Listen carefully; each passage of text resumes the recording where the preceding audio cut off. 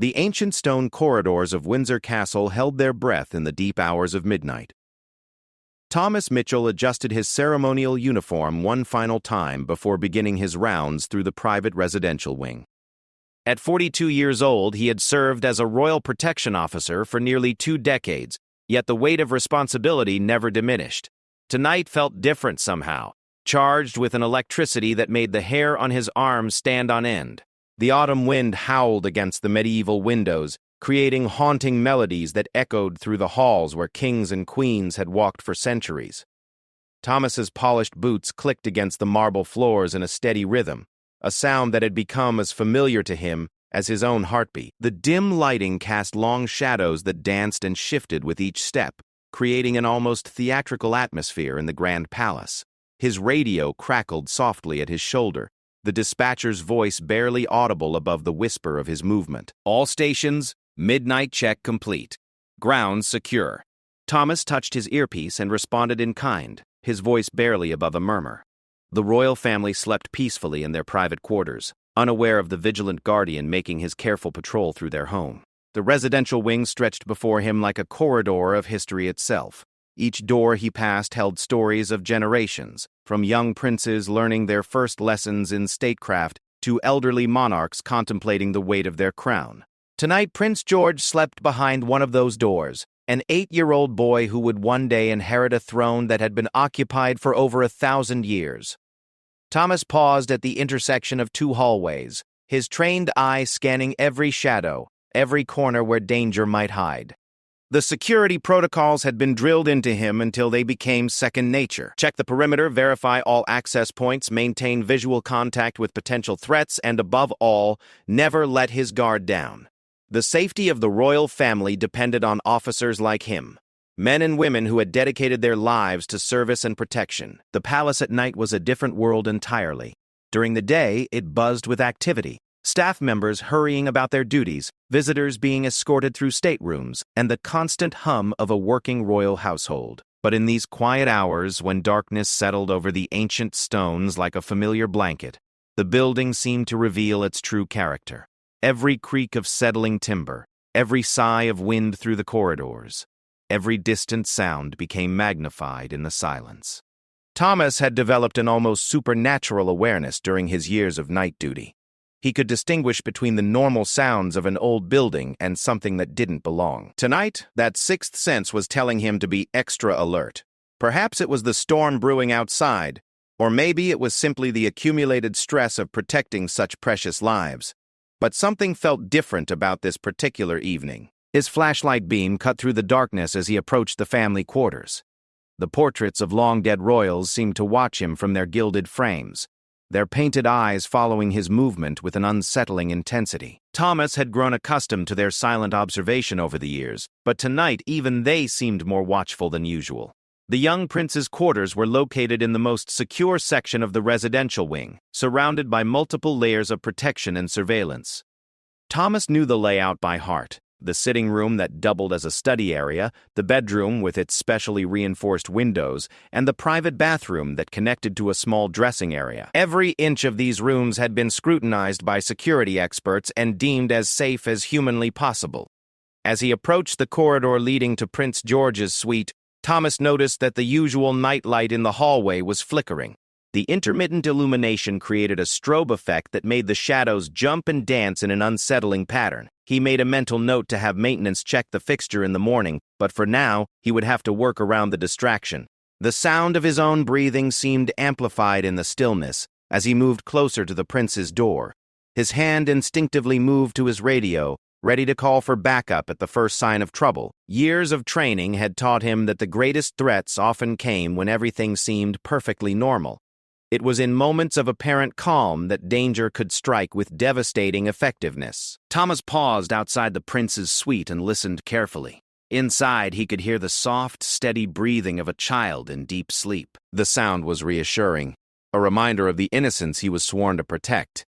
The boy inside that room lived in a world where his greatest concerns were homework assignments and learning proper royal protocol. It was Thomas's job to ensure that world remained safe and secure.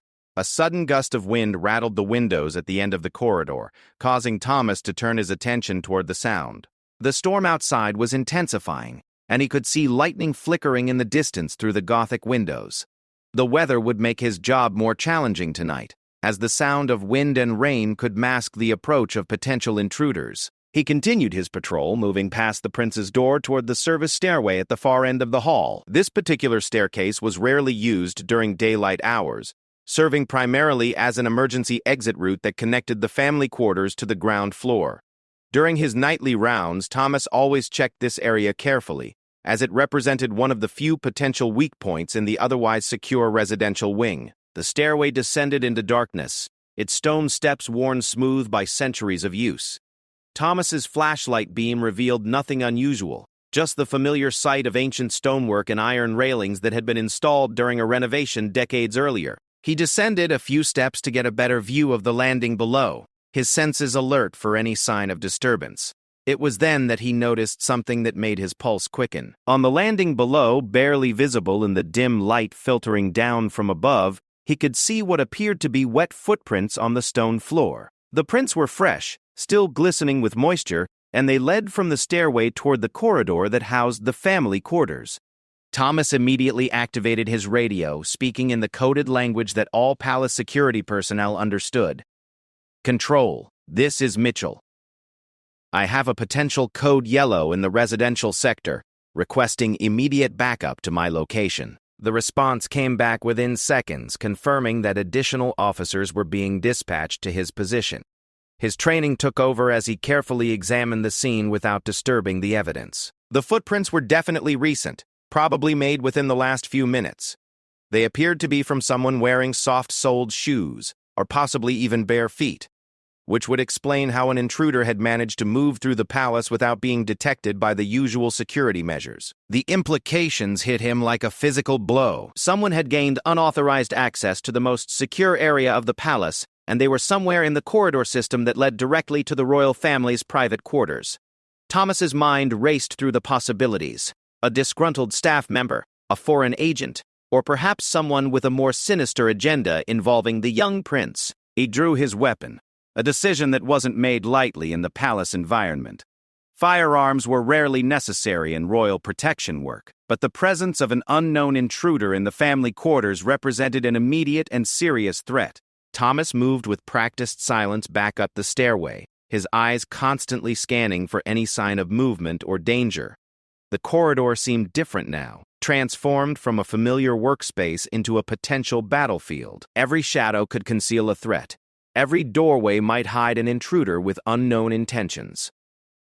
Thomas's years of experience told him that the next few minutes would be critical in determining whether this night would end peacefully or become a tragedy that would shake the monarchy to its core. His backup arrived with impressive speed, 3 officers moving silently through the corridors like phantoms in the night. Thomas quickly briefed them on the situation, showing them the wet footprints and explaining his concerns about the security breach. The team leader, Inspector Sarah Chen, took charge of the situation with the calm efficiency that had made her one of the most respected officers in Royal Protection Service. "Mitchell, you continue toward the family quarters," she whispered. "Johnson and Peters, secure the stairway and check for additional entry points. I'll coordinate with control room and have them review all security footage from the past hour." The team dispersed with military precision, each officer understanding their role in the unfolding drama. Thomas moved toward Prince George's corridor with his weapon drawn but concealed, ready to act if necessary, but hoping that the situation could be resolved without violence. The thought of a gunfight in the palace, especially near the sleeping quarters of an 8-year-old boy, was something that no security officer ever wanted to contemplate. As he rounded the corner leading to the prince's suite, Thomas froze. There, silhouetted against the flickering light of the faulty fixture, was a figure standing motionless outside Prince George's door. The person appeared to be listening, their head tilted toward the door as if trying to hear something from within the room. Thomas's training kicked in automatically. He raised his weapon and spoke in a clear, authoritative voice that carried the weight of his 20 years of service. "Armed police, step away from the door and place your hands where I can see them." The figure turned slowly, and in the uncertain light, Thomas caught his first glimpse of the intruder's face. What he saw there would haunt him for the rest of his career in royal protection.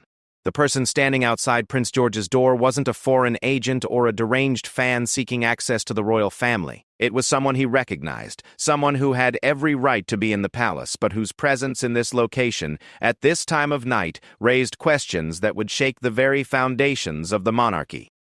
The storm outside seemed to pause, as if nature itself was holding its breath to witness this moment of revelation. Thomas kept his weapon trained on the figure, while his mind raced to process the implications of what he was seeing. This wasn't the simple case of an intruder that he had prepared for. This was something far more complex and potentially dangerous. "I need you to explain what you're doing here," Thomas said, his voice steady despite the adrenaline coursing through his system. The figure raised their hands slowly, a gesture of compliance that did little to ease Thomas's concerns. In his experience, the most dangerous situations were often those that appeared deceptively simple on the surface. The radio chatter in his earpiece indicated that backup was moving into position throughout the residential wing. Within minutes, the entire area would be secured, and whatever was happening here tonight would either be resolved peacefully or escalate into something much more serious. Thomas kept his focus on the person in front of him, aware that the next few moments would determine how this extraordinary night would unfold. The ancient stones of Windsor Castle had witnessed many secrets over the centuries, but tonight they were about to become silent observers to events that would test the very security systems designed to protect the future of the British monarchy. Thomas Mitchell, a man who had devoted his life to protecting the royal family, found himself at the center of a mystery that would challenge everything he thought he knew about his duty and the people he served. As the figure began to speak, their words barely audible above the wind howling through the castle corridors, Thomas realized that this was only the beginning of a night that would change everything, for everyone involved. The safety of Prince George, the security of the monarchy, and the career of a dedicated protection officer all hung in the balance as the truth began to emerge in the flickering light of a faulty fixture in the heart of one of Britain's most secure buildings. The figure standing in the corridor slowly lowered their hands, and Thomas felt his world shift beneath his feet. Even in the uncertain light cast by the flickering fixture, he could clearly see the face of Lady Catherine Morrison, the prince's personal tutor and a trusted member of the royal household staff for over 15 years. Her presence here, in the middle of the night outside Prince George's private quarters, defied every protocol and raised questions that made Thomas's mind reel with possibilities. Lady Catherine was 63 years old, a distinguished woman with silver hair and intelligent gray eyes that had guided countless hours of the young prince's education. She had been personally selected by the royal family for her impeccable credentials and absolute discretion. Her background had been thoroughly investigated by MI5, and she had passed every security check with flying colors. Yet here she stood, soaked from the storm outside, her usually pristine appearance disheveled and her eyes holding a wild look that Thomas had never seen before. "Lady Catherine," Thomas said carefully, keeping his weapon trained on her while trying to understand what could have brought her to this place at this hour. "I need you to explain why you're here. The prince is sleeping, and you know that unauthorized access to the family quarters during night hours is strictly forbidden." She looked at him with an expression that seemed to shift between recognition and something approaching desperation. "Thomas," she whispered, her voice trembling with an emotion he couldn't identify. "You don't understand. I had to come. They told me I had to check on George tonight. Something terrible is going to happen if I don't protect him." The words sent a chill through Thomas that had nothing to do with the storm raging outside the palace walls. In all his years of service, he had learned to recognize the signs of mental distress, and Lady Catherine was exhibiting several concerning behaviors. Her clothes were not only wet but also disheveled, as if she had been running or struggling. Her usually careful speech patterns were fragmented, and her eyes darted nervously around the corridor as if she expected threats to emerge from the shadows. Inspector Chen's voice crackled through his earpiece, providing an update on the security sweep of the building. "All other areas clear, Mitchell? What's your status?" Thomas pressed his earpiece and responded quietly. "Situation contained but complex. Need medical backup on standby." The last thing he wanted was for this situation to escalate into something that could traumatize the sleeping prince or create a scandal that would rock the royal household. "Lady Catherine," Thomas said, using the calm, authoritative tone he had perfected over years of dealing with challenging situations. "I need you to come with me away from the prince's door." We can talk about what's troubling you, but we need to do it somewhere that won't disturb his sleep. He gestured toward a sitting area at the far end of the corridor, hoping to de-escalate the situation by creating some distance between her and the prince's quarters. She shook her head violently, her silver hair catching the flickering light as it swayed around her face. No, you don't understand. They're coming for him tonight. I've seen the signs, heard the whispers. There are people in this palace who want to hurt George, and they're going to strike when everyone thinks it's safe. Her words tumbled over each other in a rush, as if she was trying to get everything out before someone could stop her. Thomas felt his stomach tighten with concern. Lady Catherine's behavior was clearly indicating some form of psychological crisis, but her specific focus on threats to Prince George required immediate attention. While her claims were almost certainly the product of a troubled mind, his duty required him to treat any potential threat to the royal family with the utmost seriousness. "Who told you about these threats?" Thomas asked, trying to gather information while keeping her calm. "Did someone contact you tonight? Did you receive a message or phone call that brought you here?" He needed to understand what had triggered this episode, both for her safety and to ensure that there wasn't some grain of truth buried in her disturbed perceptions. Lady Catherine's eyes widened, and she pressed herself against the wall as if trying to become invisible. "They don't use phones or messages," she whispered urgently. "They're too clever for that. They use the old ways, the secret passages and hidden messages. This palace is full of secrets, Thomas. Hundreds of years of secrets, and some of them are dangerous." Inspector Chen appeared at the end of the corridor, moving silently and staying in the shadows to avoid startling Lady Catherine further. Thomas could see her hand resting on her radio, ready to call for additional backup if the situation deteriorated. Medical personnel were also standing by, prepared to provide assistance if Lady Catherine needed immediate psychological intervention. The storm outside seemed to be intensifying, and the wind rattling the windows created an atmospheric backdrop that made the entire situation feel even more surreal. Lightning flashed periodically, casting brief, stark shadows through the Gothic windows and illuminating the ancient portraits that lined the corridors. In this setting, Lady Catherine's fears about palace conspiracies and hidden threats seemed almost plausible, despite their clearly delusional nature. "Lady Catherine," Thomas said gently, "you've been working too hard lately. The stress of preparing Prince George for his upcoming public appearances has been enormous, and I think you need some rest. Why don't we go down to the security office where you can sit down and have some tea? We can call someone from your family to come and be with you."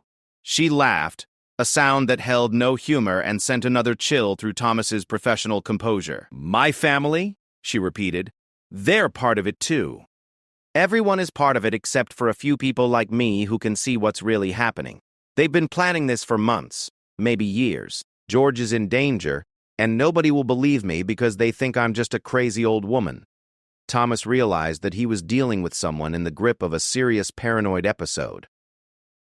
Lady Catherine's distinguished career, her spotless record, and her deep affection for Prince George made this situation even more tragic.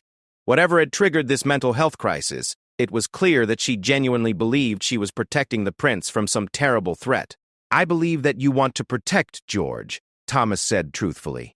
"Your dedication to his safety and education has been extraordinary over the years, but right now, the best way to protect him is to let him sleep peacefully while we figure out how to help you feel safer." He took a small step toward her, hoping to begin the process of guiding her away from the prince's door. Lady Catherine's response was immediate and alarming. She pressed herself harder against the wall and began speaking rapidly in a voice that was barely controlled. "You can't move me away from his door. That's exactly what they want. They're waiting for everyone to be distracted, and then they'll strike. I've studied this family's history, Thomas. I know about all the attempts on royal lives, all the plots and conspiracies. This is how it always starts, with someone like me being dismissed as mentally unstable." The historical references in her delusions were particularly concerning because Lady Catherine's extensive knowledge of royal history made her paranoid fantasies more elaborate and convincing. Her years of research into the monarchy's past had apparently provided her troubled mind with a wealth of material to draw upon in constructing her fears about current threats to Prince George. Inspector Chen's voice came through Thomas's earpiece again, this time with an update that added another layer of complexity to the situation. "Mitchell, we've reviewed the security footage from the past 2 hours. Lady Catherine entered the building through the staff entrance at approximately 11:30 p.m. using her authorized access card. She spent nearly 30 minutes wandering through various corridors before appearing in the residential wing. Medical team is standing by for consultation. This information confirmed that Lady Catherine hadn't broken into the palace, but had used her legitimate access to reach an area where she had no business being at this hour. Her mental state had clearly been deteriorating for some time before she appeared outside Prince George's door, which suggested that intervention might have been possible earlier if someone had recognized the warning signs. Lady Catherine, Thomas tried again. You're soaked from the rain. You must be cold and uncomfortable. Let me call for someone to bring you some dry clothes and something warm to drink. We can talk about your concerns for Prince George's safety in a more comfortable setting. He was trying to appeal to her basic physical needs in hopes of breaking through the wall of paranoia that was driving her behavior. She looked down at her wet clothing as if seeing it for the first time, and for a moment her expression cleared slightly. I ran here from my cottage, she said in a voice that sounded more like her normal self. I woke up and knew something was wrong. The feeling was so strong that I couldn't ignore it. I had to come and check on George, to make sure he was safe. This revelation provided Thomas with some insight into what might have triggered Lady Catherine's episode. She lived in a small cottage on the palace grounds, about a quarter-mile from the main building. Running that distance in the storm would have been physically demanding for a woman of her age, and the combination of exhaustion, exposure to the elements, and whatever psychological crisis she was experiencing had clearly pushed her beyond her normal limits. You care deeply about Prince George, Thomas acknowledged. Everyone knows how dedicated you've been to his education and well-being, but right now, he's safe and sleeping peacefully. The best thing you can do for him is to take care of yourself so that you can continue to be there for him when he needs you. Lady Catherine's eyes filled with tears, and for the first time since Thomas had confronted her, she seemed to fully comprehend the situation she had created.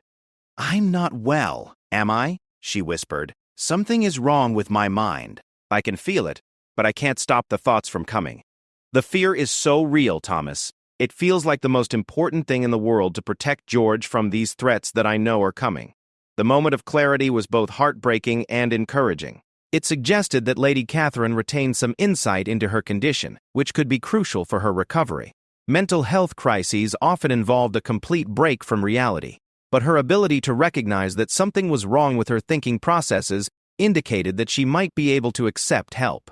Inspector Chen moved closer, her presence adding a calming authority to the situation. Lady Catherine, she said in a gentle but firm voice, we're going to get you the help you need.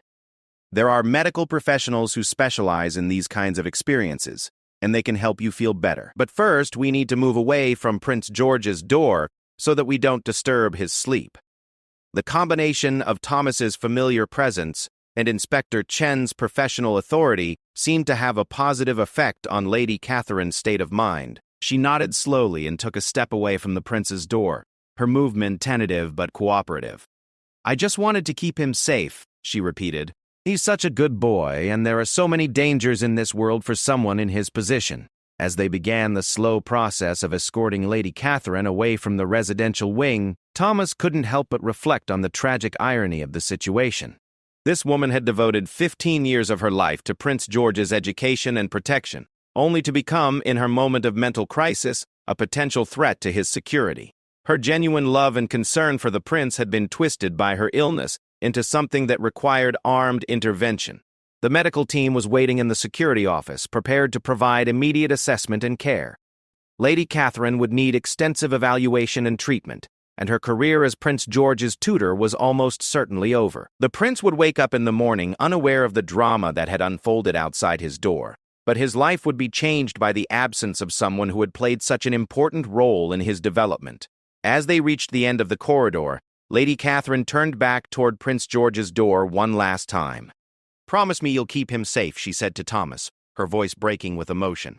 Promise me that someone will always be watching over him, even when I can't be there anymore. Thomas looked into her eyes and saw not the dangerous intruder he had initially perceived, but a dedicated teacher whose mind had been overwhelmed by the enormous responsibility she felt for protecting a child who would one day be king. The security office at Windsor Castle had been transformed into an impromptu crisis management center. Elizabeth Hartwell, the royal family's personal physician, arrived within 20 minutes of Inspector Chen's call, her medical bag in hand and her expression grave with concern. Lady Catherine sat in a leather chair beside Thomas's desk, wrapped in a warm blanket and holding a cup of tea that she hadn't touched since it was placed in her trembling hands. Thomas watched as Dr. Hartwell conducted her initial assessment, speaking to Lady Catherine in soothing tones while checking her vital signs and asking gentle questions about her recent experiences. The transformation in the distinguished tutor was striking. Without the adrenaline of her paranoid mission driving her forward, she appeared fragile and confused, like someone awakening from a vivid nightmare that she couldn't quite shake off. "Lady Catherine," Dr. Hartwell said softly, "I'd like you to tell me about the last few days. Have you been sleeping well? Eating regularly? Have you experienced any unusual stress or changes in your routine?" Her questions were designed to build a timeline that might explain what had triggered such a severe psychological episode in someone with no previous history of mental health issues. Lady Catherine's response was halting and fragmented. "The dreams started about a week ago," she admitted, her voice barely above a whisper. "At first, they were just unsettling, but they became more vivid each night. I would see shadowy figures moving through the palace corridors, and I could hear voices plotting against Prince George. By yesterday, I couldn't tell if I was dreaming or awake when these visions came to me." Thomas exchanged a meaningful glance with Inspector Chen. Sleep deprivation combined with stress could indeed trigger paranoid episodes, especially in someone approaching their mid-60s who might be experiencing age-related changes in brain chemistry. Lady Catherine's workload had been particularly demanding recently, as she had been preparing Prince George for several upcoming public appearances that would mark important milestones in his development as a future monarch. Dr. Hartwell continued her gentle interrogation, gradually building a picture of a woman who had been pushing herself beyond reasonable limits for months. Lady Catherine revealed that she had been staying up late most nights reviewing lesson plans and researching historical precedents for the prince's upcoming duties. She had been skipping meals, surviving on coffee and the occasional snack, and getting no more than 3 or 4 hours of sleep per night.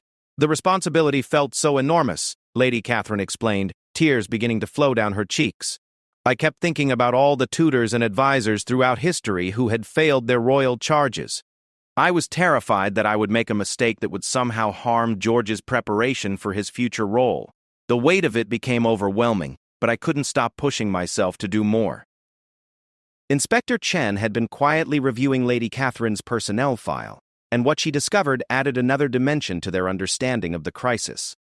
According to her employment records, Chen whispered to Thomas, "Lady Catherine has been working 7 days a week for the past 3 months. She hasn't taken a single day off since Prince George started his intensive preparation program for the autumn public engagements."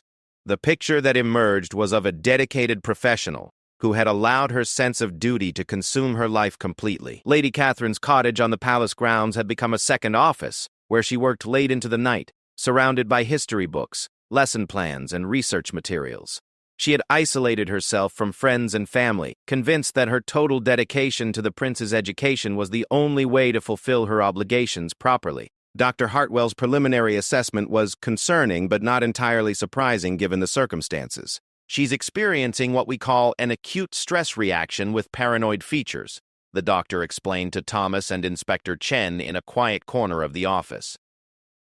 "The combination of chronic sleep deprivation, poor nutrition, social isolation, and intense psychological pressure has created a perfect storm for this type of mental health crisis." The most troubling aspect of Lady Catherine's condition was how her extensive knowledge of royal history had been incorporated into her paranoid delusions. Her years of research into palace intrigue, assassination attempts, and political conspiracies had provided her troubled mind with a rich source of material for constructing elaborate threat scenarios involving Prince George. What might have been simple anxiety about job performance had evolved into complex fantasies about palace conspiracies and imminent danger. Thomas found himself thinking about the broader implications of what had happened tonight. Lady Catherine's breakdown raised serious questions about the support systems in place for royal household staff, particularly those who worked closely with the family members. The intense scrutiny and responsibility that came with such positions could be overwhelming. Yet there seemed to be inadequate resources for identifying and addressing the warning signs of psychological distress. "Has anyone else noticed changes in Lady Catherine's behavior recently?" Inspector Chen asked, reviewing the incident reports from the past several weeks. Any complaints from other staff members or concerns raised by family members about her performance or demeanor? This line of inquiry was crucial for understanding whether the crisis could have been prevented with earlier intervention. Thomas recalled several conversations with other household staff members who had mentioned that Lady Catherine seemed more intense and focused than usual, but no one had interpreted her behavior as cause for concern. In an environment where dedication and hard work were highly valued, her increasing isolation and obsessive attention to detail had been seen as positive traits rather than warning signs of impending breakdown. The security review of Lady Catherine's recent activities revealed a pattern that, in retrospect, should have raised red flags much earlier. Over the past month, she had been accessing the palace at unusual hours, using her security card to enter the building in the early morning hours or late at night. Her explanation for these visits had always been work-related, preparing lesson materials, accessing library resources, or reviewing historical documents in the archives. Dr. Hartwell returned to Lady Catherine's side and began discussing treatment options in terms that were both reassuring and realistic. "You're going to need some time away from work to recover," she explained gently. "This kind of stress reaction doesn't resolve overnight, and pushing yourself to return to normal activities too quickly could make things worse. We have excellent resources available to help you through this process." Lady Catherine's response revealed the depth of her dedication to Prince George's welfare. "But who will continue his lessons?" she asked anxiously. "We're in the middle of preparing him for the Commonwealth Day service, and there are so many important protocols he needs to learn. I can't abandon him when he needs guidance the most." The tragic irony of her concern was not lost on anyone in the room. Even in the midst of her own psychological crisis, Lady Catherine's primary worry was about fulfilling her professional obligations to the prince. Her inability to recognize that her current condition made her unfit for such responsibilities was itself a symptom of the mental health issues she was experiencing. Inspector Chen received an update from the security team that had been conducting a thorough review of the night's events. "The surveillance footage confirms everything we suspected," she reported to Thomas. Lady Catherine spent nearly 2 hours wandering through various parts of the palace before she appeared in the residential wing. She seemed disoriented and was often talking to herself, or gesturing as if responding to someone who wasn't there. This information painted a disturbing picture of Lady Catherine's mental state during the hours leading up to her confrontation with Thomas outside Prince George's door. She hadn't simply woken up with concerns about the prince's safety and rushed to check on him. Instead, she had been wandering the palace corridors for hours, lost in a world of paranoid fantasies and imagined threats that had become more real to her than the actual physical environment around her. Dr. Hartwell completed her assessment and began making arrangements for Lady Catherine's immediate care. "I'm recommending that she be admitted to our private psychiatric facility for evaluation and stabilization," she told Thomas and Inspector Chen. "This isn't a situation that can be managed on an outpatient basis, at least not initially. She needs around-the-clock monitoring and specialized care to help her recover from this episode." The question of how to handle the public relations aspects of Lady Catherine's breakdown was already being discussed at the highest levels of palace administration. Her long service to the royal family and her previously unblemished record meant that the situation would be handled with discretion and compassion. There would be no criminal charges, no public scandal, and no damage to her reputation if it could be avoided. Thomas watched as Lady Catherine was gently escorted from the security office by medical personnel who would accompany her to the treatment facility. She moved like someone in a dream, still not entirely convinced that the threats she had perceived were products of her own troubled mind. Her last words before leaving were a repeated request for someone to promise her that Prince George would be safe. The aftermath of the night's events would ripple through the royal household for months to come. Lady Catherine's replacement would need to be carefully selected and thoroughly vetted, a process that could take weeks or even months. Prince George's education would continue under interim arrangements, but the disruption to his routine would be significant. As dawn began to break over Windsor Castle, Thomas reflected on the complexity of the human drama he had witnessed. A dedicated professional had been destroyed by the very commitment that had made her valuable to the royal family. The pressure of serving the monarchy, with its centuries of tradition and enormous public scrutiny, had proven too much for someone who had given everything to fulfill her duties. The prince would wake up in a few hours unaware that his beloved tutor would no longer be part of his daily routine. He would ask questions about her absence, and someone would have to find age-appropriate ways to explain that Lady Catherine was ill and needed time to recover. The boy who would one day be king was about to learn an early lesson about the human cost of royal service. Inspector Chen began the process of documenting the night's events in reports that would become part of the official record. Every detail would be preserved, analyzed, and used to prevent similar incidents in the future. The security protocols that had functioned perfectly in detecting and containing the immediate threat would be reviewed to see if they could also be adapted to identify staff members who might be struggling with psychological distress. As Thomas finally ended his shift and prepared to go home, he carried with him the image of Lady Catherine's face in that moment of recognition outside Prince George's door. In her eyes, he had seen not malice or criminal intent, but the desperate love of someone who had devoted her life to protecting a child, and had been overwhelmed by the magnitude of that responsibility. It was a reminder that even in the most secure palace in the world, the greatest threats sometimes came from the most unexpected sources, and the most dangerous enemies might be the demons that lived within the minds of those sworn to serve and protect. Prince George stirred in his bed as the first rays of sunlight filtered through the heavy curtains of his bedroom window. At 8 years old, he had developed the early rising habits that would serve him well in his future royal duties, though on this particular morning he had no idea how dramatically his world had changed during the night hours.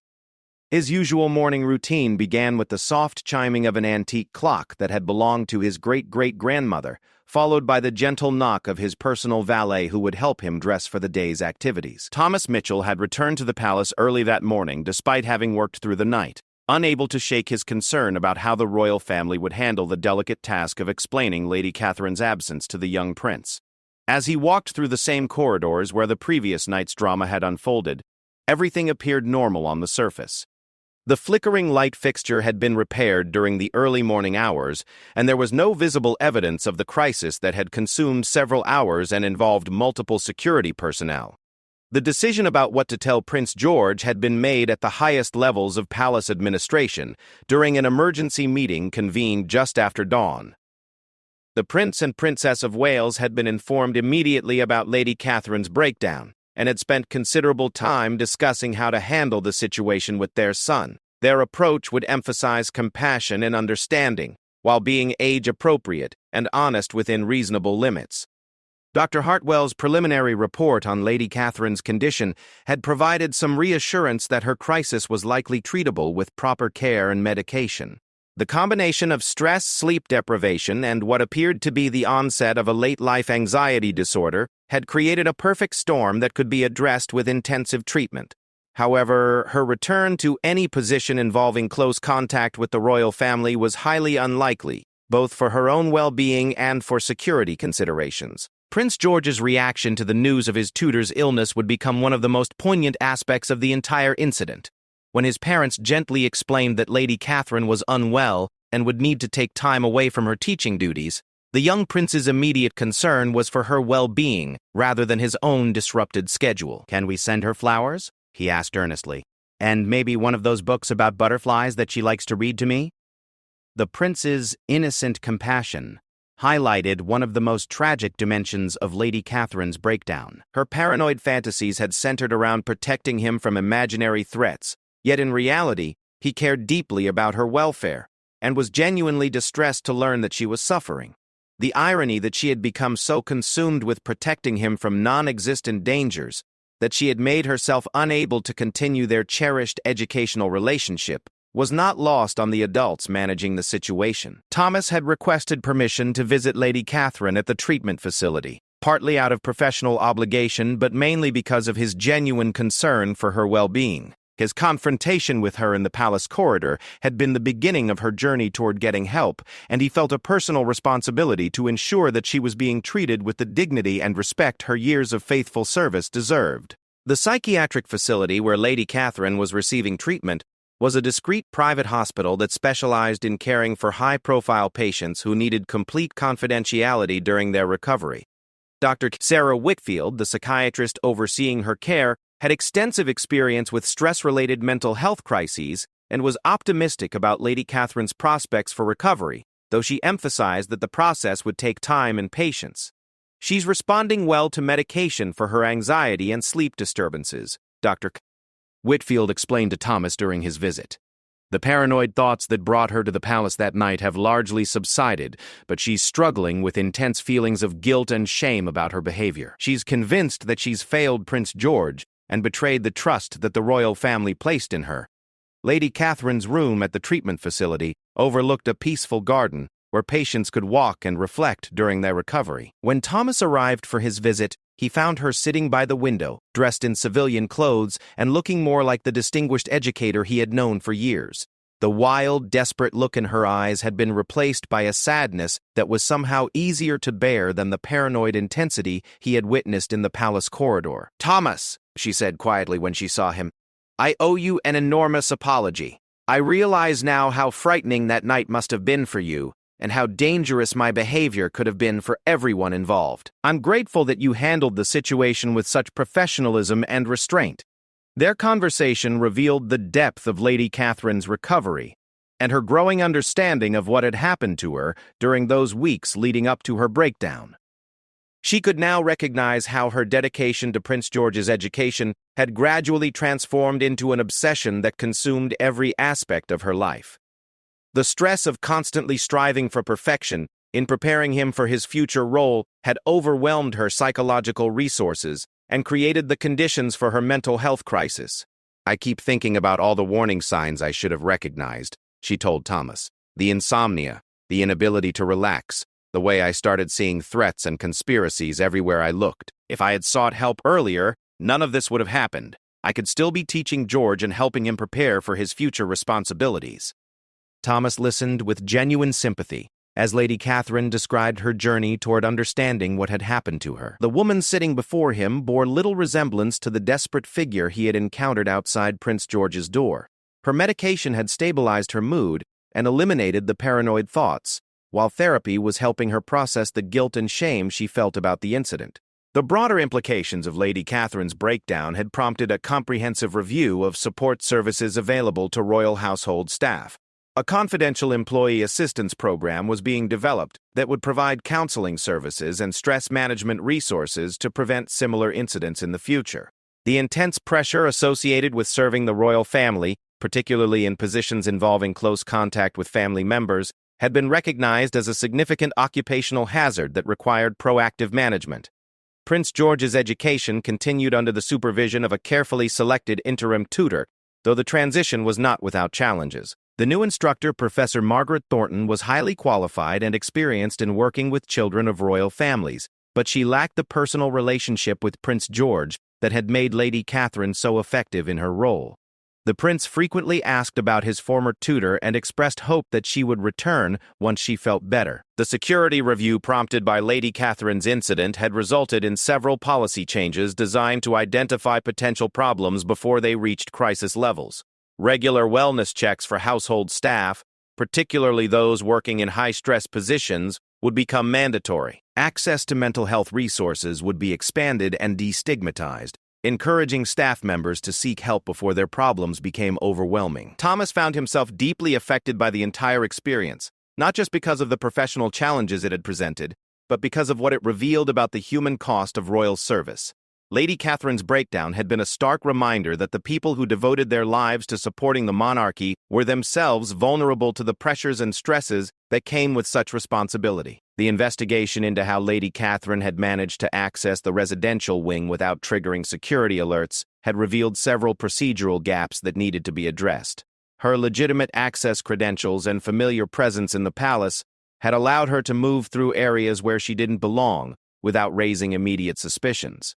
New protocols would require additional verification for staff members accessing sensitive areas during off hours, regardless of their authorization level. Dr. Whitfield's treatment plan for Lady Catherine included not only medication and therapy, but also a gradual reintegration process that would help her adjust to life after her distinguished career in royal service. The likelihood that she would ever return to her position as Prince George's tutor was virtually non-existent, both for security reasons and for her own psychological well-being. The pressure that had contributed to her breakdown would always be associated with that role, making a return inadvisable even if her recovery progressed perfectly. The question of Lady Catherine's future became a source of considerable discussion among palace administrators and the royal family themselves. Her 15 years of faithful service and her previously unblemished record argued for a compassionate approach that would provide for her security and dignity during her retirement years. A generous pension and ongoing access to mental health services were considered the minimum appropriate response to her situation. Prince George's maturity in handling his tutor's absence impressed everyone involved in his care and education. Rather than being traumatized or confused by the sudden change in his routine, he adapted with the resilience that would serve him well throughout his future royal career. His genuine concern for Lady Catherine's well-being and his patient acceptance of the temporary disruption to his education demonstrated the emotional intelligence that his parents and advisors had been working to develop. The incident also highlighted the unique challenges faced by children in the royal family, who must learn to cope with the sudden disappearance of beloved caregivers and mentors, when security concerns or other issues make their continued presence inappropriate. Prince George's ability to process Lady Catherine's illness with compassion rather than self-pity suggested that his preparation for future royal duties was developing the right balance of strength and empathy. As the weeks passed and the immediate crisis faded into memory, Thomas often reflected on the lessons learned from that extraordinary night. The security systems had functioned exactly as designed, detecting and containing a potential threat before any harm could come to Prince George. However, the incident had revealed the need for equally sophisticated systems to protect the well-being of the dedicated people whose service made royal life possible. Lady Catherine's story became a case study in the palace's ongoing efforts to balance security requirements with humanitarian concerns. Her breakdown had been prevented from becoming a tragedy through the prompt and professional intervention of the security team.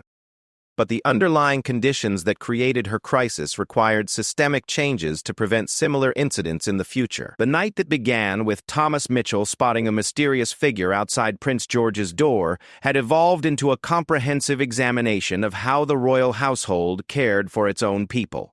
Lady Catherine's sacrifice, for that was ultimately what her breakdown represented, the price of trying to serve beyond her human limitations, would not be forgotten as the palace implemented new policies and procedures designed to protect both the royal family and those who devoted their lives to serving them. 6 months after the incident that changed everything, Thomas Mitchell found himself walking through the same corridor where he had encountered Lady Catherine outside Prince George's door.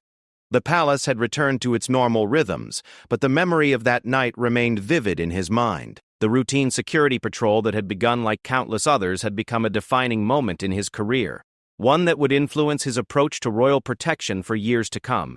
The changes implemented in the wake of Lady Catherine's breakdown had been comprehensive and far-reaching. A new employee wellness program now provided confidential counseling services to all household staff, with particular attention paid to those in high-stress positions involving direct contact with royal family members. Regular psychological assessments had been integrated into the annual review process, not as punitive measures but as preventive care, designed to identify and address potential problems before they reached crisis levels. Prince George had adapted to his new educational arrangements with the resilience that consistently impressed his parents and advisors. Professor Margaret Thornton had proven to be an excellent choice as his replacement tutor, bringing her own distinguished credentials and a teaching style that complemented the prince's learning preferences. However, the bond he had shared with Lady Catherine could not be replicated, and there were still moments when he would ask about her with the innocent concern that characterized his gentle nature. Thomas had maintained contact with Lady Catherine throughout her recovery process, visiting her monthly at the treatment facility and later at the small countryside cottage where she had chosen to spend her retirement. The transformation in her appearance and demeanor over those months had been remarkable. The medication had eliminated the paranoid thoughts that had consumed her during her crisis, while therapy had helped her process the guilt and shame associated with her breakdown. During one of his visits, Lady Catherine had shared insights about her experience that provided valuable perspective on the pressures faced by royal household staff. "I realize now that I had lost all sense of proportion," she explained to Thomas. "My dedication to Prince George's education had become an obsession that crowded out everything else in my life. I stopped seeing friends, neglected my health, and convinced myself that his success or failure depended entirely on my perfect performance. Her recovery had been aided by her gradual acceptance that her breakdown, while regrettable, had resulted in positive changes for other staff members who might otherwise have faced similar pressures.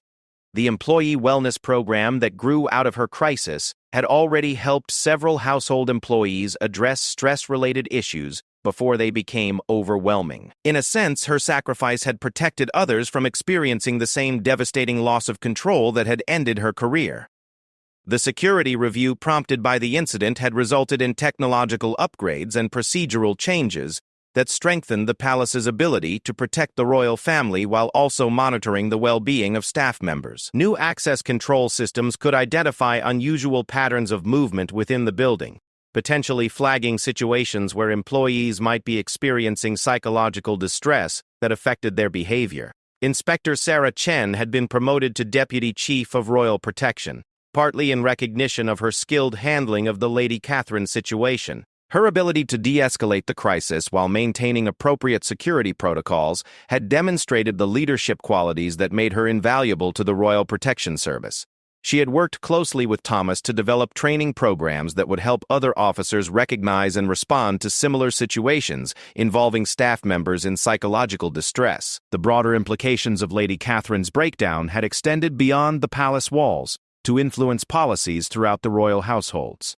Similar employee assistance programs had been implemented at all major royal residences, ensuring that staff members at Buckingham Palace, Sandringham, Balmoral, and other locations would have access to the mental health resources they needed to cope with the unique pressures of royal service. Prince George's education had continued to progress under Professor Thornton's guidance, though the approach had been modified to incorporate lessons learned from Lady Catherine's experience. The new curriculum included more regular breaks, a better balance between academic work and recreational activities, and careful monitoring to ensure that neither the prince nor his instructors became overwhelmed by the pressure to achieve perfection in preparation for his future role. The prince's emotional maturity had been demonstrated in his response to learning more about Lady Catherine's condition as he grew older and could understand more complex explanations. Rather than feeling betrayed or confused by her behavior on that night, he had expressed genuine sympathy for her suffering and gratitude for the years of dedicated teaching she had provided. His ability to separate her illness from her character showed the emotional intelligence that his parents had worked so hard to develop. Thomas had been recognized for his professional handling of the crisis with a commendation and increased responsibilities within the Royal Protection Service. However, the personal impact of the experience had been more profound than any official recognition. The incident had reinforced his understanding that effective security involved more than just protecting against external threats. It also required vigilance about the internal pressures and stresses that could affect anyone with access to the royal family. Lady Catherine's cottage in the countryside had become a peaceful retreat, where she pursued interests that had been neglected during her years of intensive service to the royal family. She had returned to painting, a hobby she had abandoned decades earlier, and had begun writing her memoirs with the palace's approval and cooperation. Her book would eventually be published as an honest account of both the privileges and pressures of serving the monarchy, providing valuable insights for future generations of royal household staff. The relationship between Lady Catherine and the royal family had evolved into something unprecedented in the modern era. Despite the circumstances of her departure, she continued to receive regular updates about Prince George's progress and occasionally exchanged letters with his parents expressing mutual respect and affection.